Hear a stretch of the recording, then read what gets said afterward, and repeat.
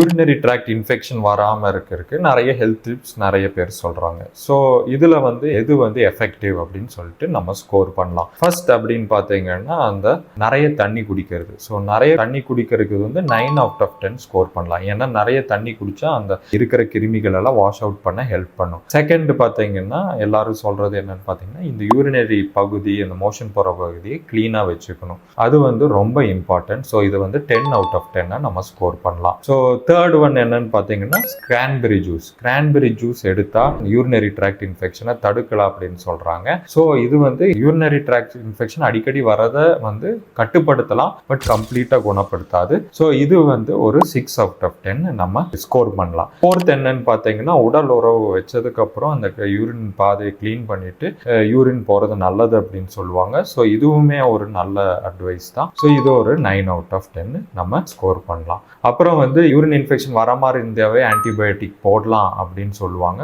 So அது தப்பு. Doctor கிட்ட போயிட்டு தேவை இருக்கிறப்ப மட்டும்தான் ஆன்டிபயோட்டிக் எடுக்கணும். சும்மா ஆன்டிபயோட்டிக் எடுத்தா அதோட அந்த கிருமிகளுக்கெல்லாம் எதிர்ப்பு சக்தி நிஜமாவே ஆன்டிபயோட்டிக் தேவைப்படும் போது அது உபயோகம் இல்லாம போயிடணும். ஸோ இதுக்கு 0 out of 10 தான் நம்மளுக்கு ஸ்கோர் பண்ணுறது.